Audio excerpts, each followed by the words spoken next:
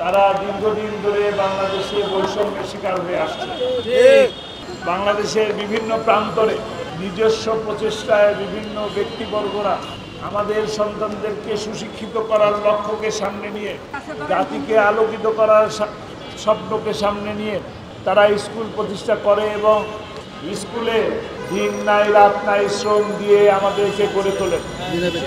অথচ তাদের যে পারিশ্রমিক, ন্যূনতম যে পারিশ্রমিক থাকা উচিত, তাদের ন্যূনতম যে সম্মানী দেওয়া হওয়া উচিত, সেই সম্মানটা তারা গত দীর্ঘ অনেক বছর ধরে পায় না।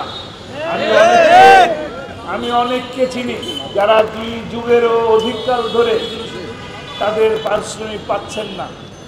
বর্তমানে আমরা ধন্যবাদ জানাই ছাত্রছাত্রীদেরকে যারা আন্দোলন করে বৈষম্য মুক্ত করার লক্ষ্যে জীবন দিয়ে, রক্ত দিয়ে এই দেশকে স্বাধীন করলেন এবং বৈষম্যকে মুক্ত করার জন্য বৈষম্য মুক্ত রাষ্ট্র প্রতিষ্ঠার লক্ষ্যকে সামনে নিয়ে নোবেল বিজয়ী ডক্টর ইউনূস সাহেব এই দেশের কান্ডারি হিসেবে ধরে নিলেন, বাংলাদেশকে তুলে ধরলেন। তার কাছে আমরা আশা করি ওয়ালটন আবারও মিলিনিয়ার অফারে ওয়ালটন ফ্রিজ কিনে আপনিও হয়ে যেতে পারেন মিলিয়নিয়ার। বাংলাদেশের সকল প্রাথমিক বিদ্যালয়গুলোকে সরকারিকরণ থেকে শুরু করে সকল বেসরকারি বিদ্যালয়ের শিক্ষক শিক্ষিকাদের বেতনকে নির্ধারণ করে তাদের জীবিকা অর্জন করার সুযোগ তৈরি করে দেওয়া হোক। দীর্ঘকাল ধরে এই বৈষম্যের শিকার এই সরকার বৈষম্য মুক্ত করার জন্য এসেছে।